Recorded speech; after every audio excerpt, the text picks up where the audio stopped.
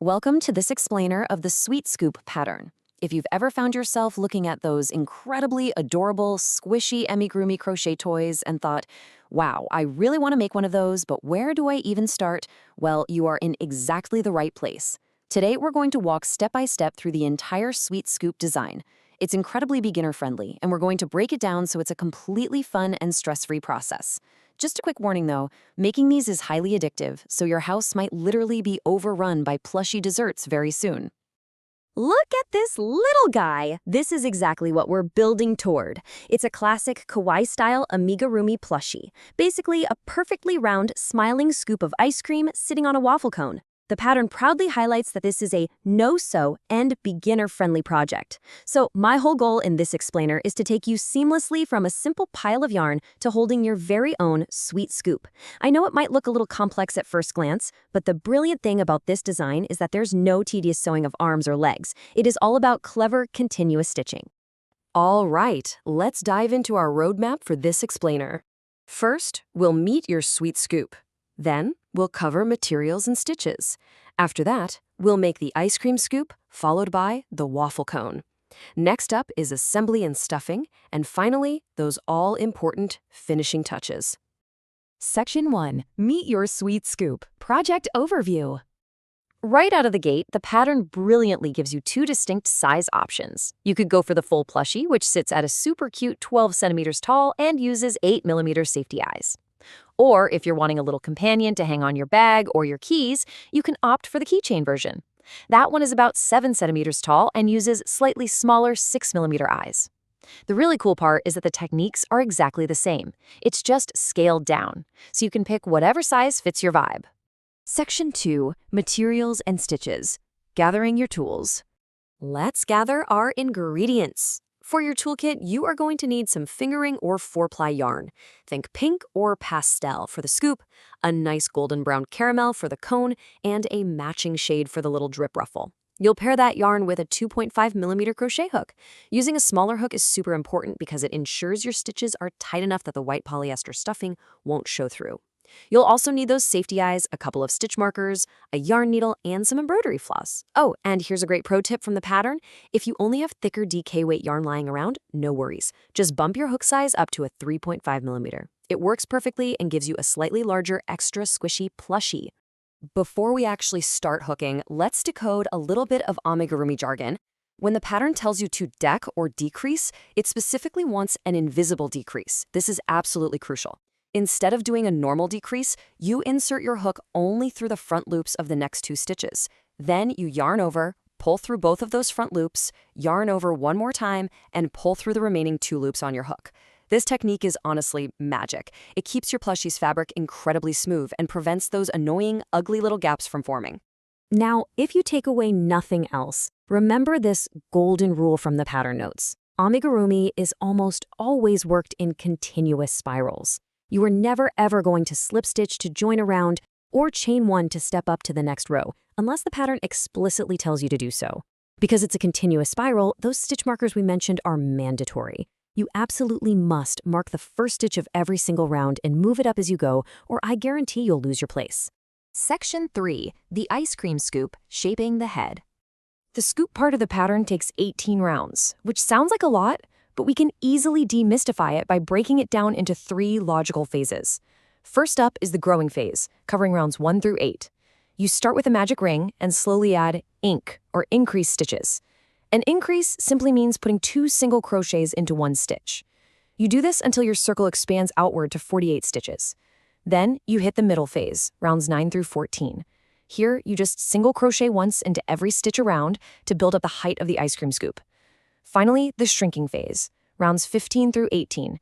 This is where you use that smooth and visible decrease we just talked about to pull the bottom of the scoop inwards, shrinking your total stitch count back down to 24. But hold up! Before you rush through that shrinking phase and completely close up the bottom of the head, we have a major checkpoint. After you finish round 12, it's time to give your scoop the gift of sight. You need to place those shiny safety eyes directly between rounds 11 and 12. To get that perfectly symmetrical, cute face, leave exactly 4 stitches empty between the 2 eyes. Make sure you pop those secure plastic backings on firmly inside the plushie before continuing. Section 4. The waffle cone, creating the base. Creating the waffle cone involves a really satisfying bit of alternating texture. Let's use the keychain version as an example here. You start at the very bottom tip with your magic ring. And then the real magic happens. On all the odd-numbered rounds, like 3, 5, 7, and 9, you are going to crochet into the back loop only, or BLO for short. Doing this leaves the front loop completely exposed on the outside, which creates that beautiful horizontal ridge texture that looks just like a waffle cone. On the even-numbered rounds, you just do regular single crochets and increases to gradually widen the cone's shape. It's a simple back-and-forth rhythm that yields a super professional-looking result. As you finish up the cone, do not fasten off your yarn. We still need to attach it. But before we do, I have to highlight this absolute game changer of a structural pro tip from the designer. Once you've stuffed the cone itself, take a small ball of your polyester fiberfill, flatten it out like a pancake, and place it right at the very top open end of the cone. It essentially acts as a flat little shelf. This prevents the heavy top scoop from slowly sinking down inside the cone over time, meaning your plushie will always maintain that perfect, perky silhouette. Section 5. Assembly and stuffing, bringing it together. Now for the fun part, assembly. And since this is a no-sew pattern, the assembly just boils down to 3 distinct crocheting steps. First, you'll attach that cute little drip ruffle to the front loops we intentionally left open on the bottom of the scoop earlier. Second, you literally stack the pink scoop right on top of the caramel cone. Insert your hook through the rim of the cone and the bottom of the scoop at the exact same time and just single crochet them together. Finally, right before you close that seam completely, you do your final stuffing check. And speaking of stuffing, I cannot emphasize this rule enough. The pattern insists in no uncertain terms, stuff parts firmly as you crochet. Seriously, if you wait until you only have a tiny 2-stitch hole left before trying to shove all your fiber fill inside, you are going to end up with a lumpy, sad-looking plushie. Add your stuffing gradually as you build the shapes, ensuring it's packed in there nicely so your sweet scoop looks wonderfully plump. Now, what happens if you hit a small snag during that joining process? Say you're crocheting the scoop and the cone together, and you suddenly realize you missed a stitch way earlier and the counts don't perfectly line up. Do not panic, and please don't unravel hours of work. The pattern explicitly reassures us that a maximum difference of up to 4 stitches is totally fine. You just do a single crochet 2 together, which is just a decrease to gracefully bridge the gap, making sure to space any corrections evenly around the seam. Honestly, no one will ever know but you. Section 6. Finishing touches. Adding personality.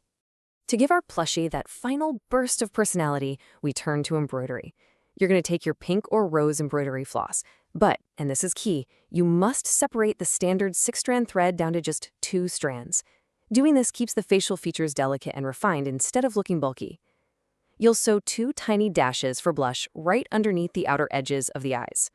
Then, grab your black embroidery floss and stitch a sweet, simple little U-shape right dead center between the blush lines to create that happy, content smile. Before we call it entirely done, give your sweet scoop a little squeeze for a final shape check. The very bottom tip of your waffle cone should feel nice and firm in your hand. The pink scoop on top should feel perfectly round and pleasingly plump, and that little ruffled drip edge, it should naturally lie nice and flat around the joint where the scoop meets the cone. If it feels a bit hollow anywhere, you can actually use the back end of your crochet hook or even a pencil to carefully push a tiny bit more stuffing in through a stitch gap. And there you have it. You haven't just made a sweet scoop today, you have genuinely mastered the foundational architecture of amigurumi. You now understand invisible decreases, the importance of structural stuffing, and how to create brilliant no-sew joints. So the real question is, now that you hold the keys to shaping simple yarn into literal 3-dimensional art, which flavor will your sweet scoop be?